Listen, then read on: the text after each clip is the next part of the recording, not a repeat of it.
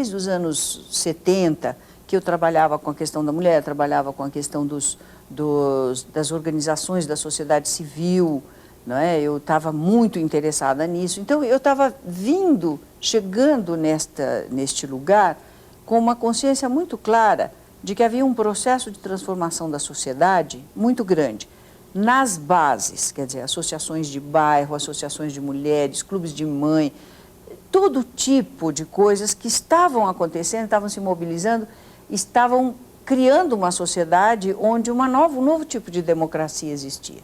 Então eu disse, pô, nós temos que trabalhar aí, não é? E acho que isso foi muito bom, porque era alguma coisa que, enquanto acadêmica, eu estava reconhecendo e que eu tive a chance de testar se era verdade. E hoje eu acho que eu posso orgulhosamente dizer que acertamos, porque tanto nós tivemos isso, quer dizer, uma mudança da sociedade que estava pronta para participar, para executar coisas, para, enfim, trabalhar pelos problemas sociais brasileiros, como também havia uma mudança no empresariado.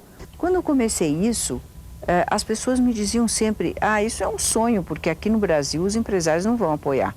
Não existe essa tradição no Brasil. Pois ela existe. Ela existe e nós propusemos esses programas, nós temos tido uma ampliação enorme dos programas em função de que temos tido esse apoio empresarial, de modo que eu acho que uma das coisas importantes é tornar visível isso. O empresário brasileiro é sim responsável e ele já está participando. Mas o importante é que nós discutamos como participar, que nós discutamos como agregar, articular ações para que não sejam ações todas isoladas, que a gente pense no país como um todo e não apenas no local onde a gente vive, não é? Então isso implica num planejamento, numa coordenação, num envolvimento mais nacional. E eu acho que este tipo de discussão e de ação é um passo muito importante nessa direção. Senhoras e senhores, é tudo inédito. Pela primeira vez na história, uma passeata de lésbicas na China. Em seu discurso, Ruth Cardoso disse que a emancipação feminina interessa a todos. A luta das mulheres pela igualdade não é uma luta em seu próprio benefício.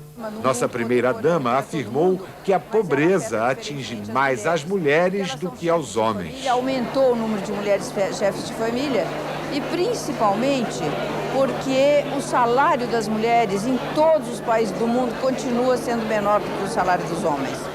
Para Ruth Cardoso, esta conferência pode construir um feminismo renovado. Eu estou vendo emergir dessa conferência, e disse isso no meu discurso que eu acabei de apresentar agora, uma nova consciência de que a questão da mulher é uma questão da humanidade toda e que a mulher, ela não é só uma vítima da discriminação, mas ela é a promotora da mudança no mundo. Então, essa nova visão do feminismo faz esta ligação muito mais articulada entre combate à pobreza e igualdade das mulheres. Eu acho que isso é um enriquecimento da agenda feminista que nós vamos ter que levar para o Brasil e que nós lá já estamos, de certa maneira, trabalhando conjuntamente a questão da pobreza e a questão da mulher. Vamos ter que caminhar mais nessa direção. Es con inmensa satisfacción que vengo una vez más traer el mensaje del gobierno brasileño a favor de la protección, de la promoción de los derechos de las mujeres. Esta es para nosotros una oportunidad para la redefinición de una agenda para la igualdad de género, adaptada a la realidad contemporánea y teniendo como prioridad el desarrollo social y la paz en el mundo.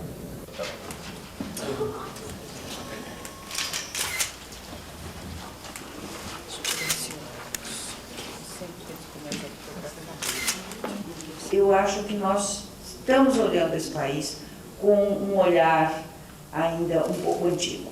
Na verdade, eu não estou dizendo que acabou o clientelismo, não. Não acredito nisso. Agora, eu acho que já a administração, ela está composta de uma maneira mais moderna, ela está disposta a uma atuação eficiente. O critério de eficiência hoje é outro. Então, o próprio interesse dos políticos ele é um pouco diferente do que distribuir cestas básicas na porta dos correligionários. O que está sendo feito para tirar do Comunidade Solidária essa pecha de assistencialismo? Bom, a pecha de assistencialismo lhe foi dada, eu acho que de uma maneira bastante absurda, porque não que se tenha qualquer coisa contra o assistencialismo, hoje nós discutimos isso, quer dizer, nós todos achamos que num país onde há miseráveis é preciso, em primeiro lugar, atender a esta miséria.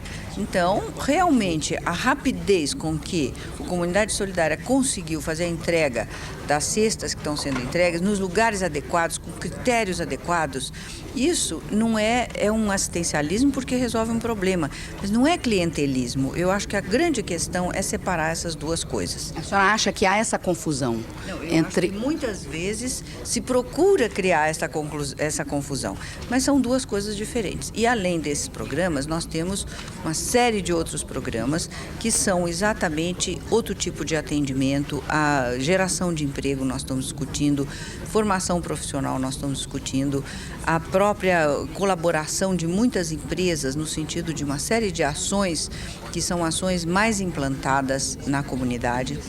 De modo que esse é apenas um dos programas do qual nós nos orgulhamos muito de ter feito ele funcionar muito rapidamente. Quando o seu marido foi eleito presidente da República, a senhora tinha um trabalho acadêmico, trabalho na universidade, e vir para Brasília não foi exatamente uma escolha sua. Como é que foi aquela transição? Como é que foram aqueles primeiros dias?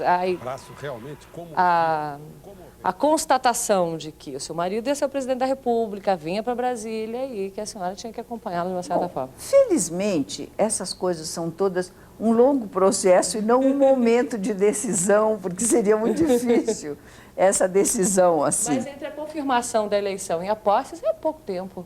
Pois é, mas tudo começa com a candidatura. Acho que você se lembra que quando o Fernando Henrique se lançou candidato, em 94, ele tinha a taxa de adesão à candidatura dele era muito baixa, não é? Isso foi acontecendo durante o processo da campanha e tal. Então, é tudo uma situação muito, muito difícil, porque, na verdade, você não sabe se vai ganhar a eleição, você está numa campanha, mas você não sabe se vai ganhar, etc. e tal. Então, não são decisões que a gente toma assim, eu só entrarei na campanha se eu estiver disposta a ir para Brasília, não é. Além do mais, eu já estava acostumada a ser um pouco atropelada por, enfim, fatores externos e algumas vezes bastante mais desagradáveis, como foi quando nós tivemos que viajar para o Chile, não é? Quer dizer, até então eu acho que eu era uma pessoa mais que acreditava mais em planejar a vida, em uma coisa mais organizada. Daquele momento para frente, eu descobri que era muito difícil ter um planejamento a longo prazo, era sempre a curto prazo, porque eu tive que sair do Brasil depressa, com as crianças e tal, né?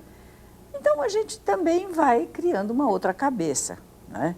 É você compartilhar ou não compartilhar um pedaço da vida dentro do qual, evidentemente, você também tem uma parte, né?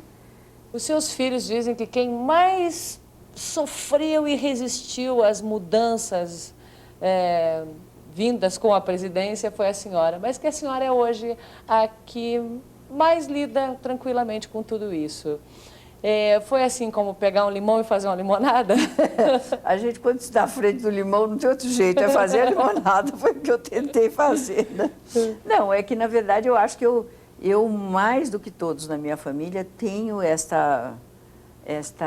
eu fui criada no interior, como sempre, quando eles começam a caçoar de mim, não, porque isso é uma mania sua, eu disse, isso é mania de Araraquara.